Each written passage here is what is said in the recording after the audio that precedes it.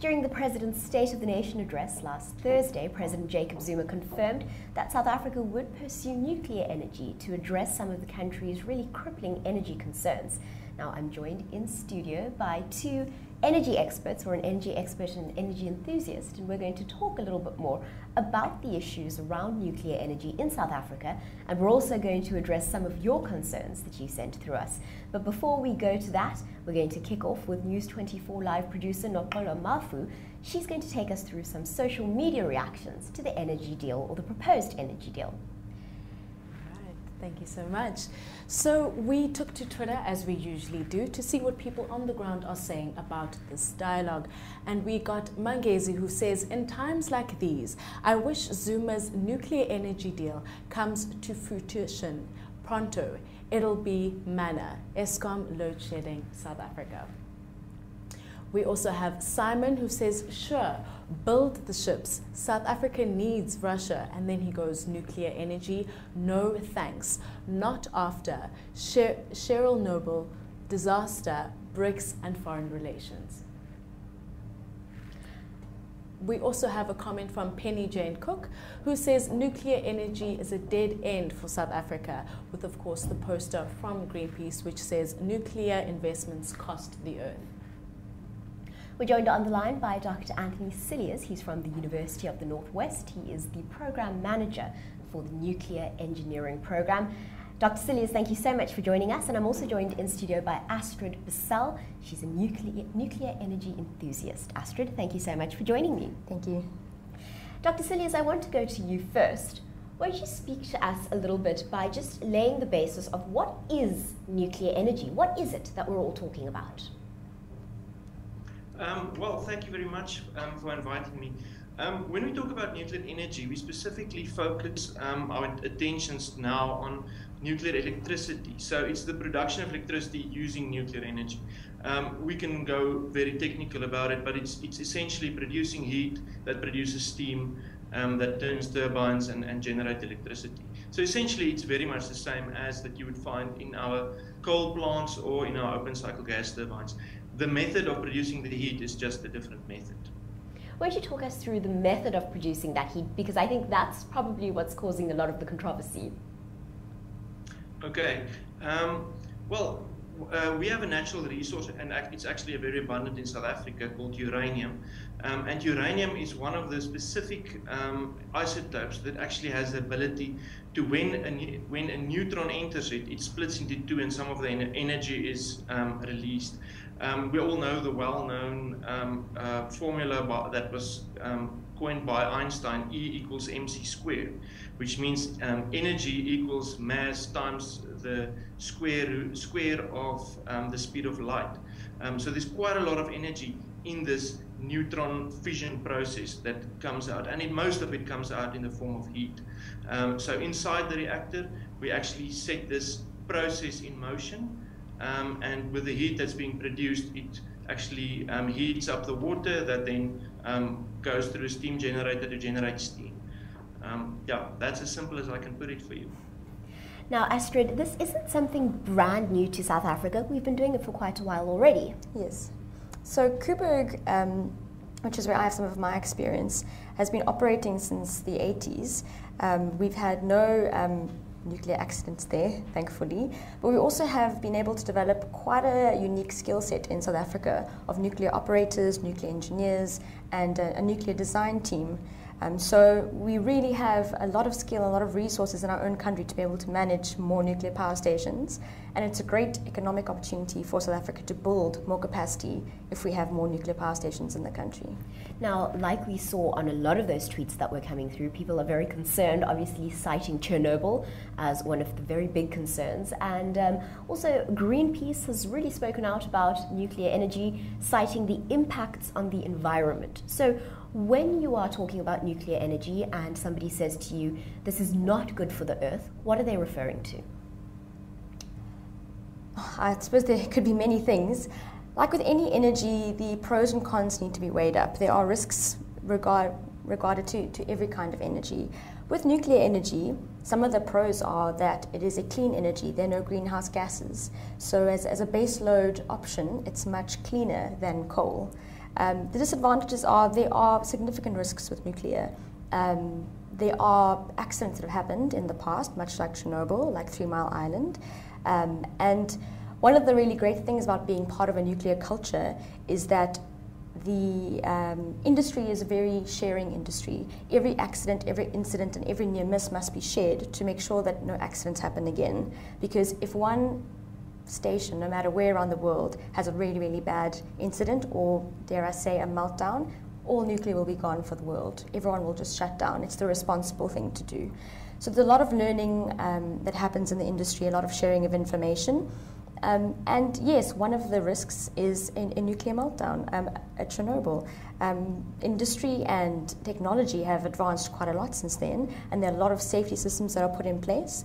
What Dr. Seliers will probably say more about is the levels of safety that are put into all of these systems. So there's a term called defense in depth that says, you know, if there's one hole in this layer, there needs to be a hole in every layer consequent to that for an accident to happen. And you can stop an accident at the very first layer.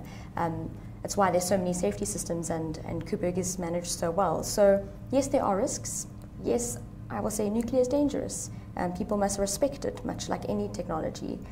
Anthony, I want to go back to you. I think when we were researching for this show, we spoke to a lot of South Africans, and a lot of News 24 readers interacted with us on social media. And what we really understood was that as South Africans, we don't know much about nuclear power. We certainly don't know much about nuclear energy. But you've developed an education program around the issue. Why don't you talk to us about that?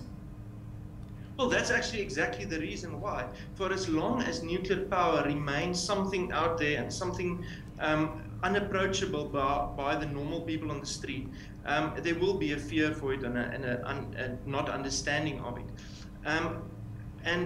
As we heard earlier now, is that South Africa has long been a nuclear country. In fact, since 1942, we've established the Atomic Energy Corporation. So we're a very old and active country in the nuclear energy sector. Unfortunately, through the years and with different projects that came and gone with, as for instance the PBMR as well, we've established a lot of expertise in the country, but they are fragmented throughout the country. They're situated at various industries and educational institutions, and these people we need to get together because we have the expertise, but we do not always have the capacity to actually grow enough students, to put enough students through this process. So if we combine it together into a network and we utilize all the facilities that's also situated at various universities and at our Nuclear Energy Corporation sites, we can get better education for the students. We would also like to go out to schools and actually educate children about nuclear energy. It's not being taught at a high level in school sciences. And for that reason, the kids coming through into university don't always see that as a career option. And that is something that we really need to address. Astrid, let's go back to you. One of the big criticisms about nuclear energy is simply that many people don't believe that our government is going into this potential nuclear deal, say with the Russian government, in a way that's going to benefit South Africa. We're looking at a figure of something like 1 trillion rand that's going to be spent on a power plant that could potentially only start producing energy for us in 20 years' time. Speak to us about this. I think the concerns are very valid. 1 trillion rand is really hard to wrap your mind around, like how much money that is. But also, it doesn't look like any proper procurement processes were followed, any ethical processes were followed to get to this point. I've done just some reading from the news, and what I can see is that the government said they were going to be signing several memorandums of understanding with different countries to start engaging on the process. But the deal with Russia doesn't look like just an agreement to agree. There are a lot of very technical stipulations in that contract, which is scary. One of the biggest things that is my concern is that Eskom is being cut out completely from this nuclear deal, and that's where we've been spending decades of investment in terms of investment in infrastructure, investment in skills development, and to then cut out Eskom and bring in Russia. I worry that we will only be building expertise in Russia. I don't know how much training will be involved for South Africans. And your point is exactly correct. A nuclear power station takes a very long time to build.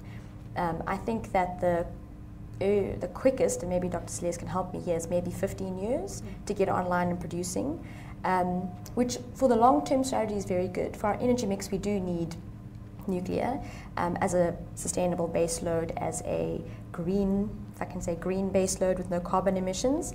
And the power stations range from about a 60-year life to an 80-year life. So it's a really long-term solution. But we need something now. We need something yesterday. Yeah, and we're definitely going to talk about that. But let's jump back to Anthony. Won't you talk to us a little bit about exactly what we're speaking about, this idea that if we do go ahead and have this nuclear deal is funded internationally, South Africans may lose out on skills or business opportunities that could be gleaned from this nuclear deal? I can't agree on that, actually. In my mind, I think we can't really afford not to embark on this project. The optimistic figure that's mentioned for building a nuclear plant, and I agree it's very optimistic, is actually 4 years. So I wouldn't go for that figure. But I think the figure that we have in our IRP stating that we can start producing the first power in 2023 is definitely achievable if we start now. Of course, you talk about R1 trillion project. We must remember that will include around 6 to 8 nuclear reactors, and that will be spread out starting in 2023, the first one being commissioned, through to up to 2030. So that's almost about 10 years that it will take to commission all these plants. Now, during that time, we will build a lot of capacity and skills in South Africa. I don't think we should try to do it on our own. Nobody in this global village of us does anything on our own anymore, but we should focus specifically on the skills that we have and what we have in South Africa, and then develop them further as we go on with this project. So it's not a once-off project that's just going to start and end. It will be done in phases, and every phase will contribute more to localizing the skills and actually contribute to our economy specifically. I don't think we should look at nuclear power only at producing electricity. That would be extremely short-sighted. We are doing a very interesting project at the moment together with the International Atomic Energy Agency, a research project, where we determine actually what the exact economic impact of a nuclear program will be on the GDP of a country. So that will include all industries, how it will affect the manufacturing industry, the education system, for instance, and all the other industries. It's a joint program again. We've got the South Koreans that's got a very strong nuclear program participating in this. We've got Germans, Americans, all different nationalities that are working on this project together. And I think that's what we should be focusing at. If we talk about load shedding today, yes, it's a concern that we need to look at. But I don't think that is the aim of this nuclear long-term project. It's a project that will really uplift our economy in the long run, and it will act as a catalyst to actually kickstart a whole other economy in terms of a science and mathematically based economy, as well as getting industry developed and creating jobs and so on. Nuclear industry is a large industry. It's going to employ a lot of people, but that's very limited to what we're looking at. We're looking way beyond that.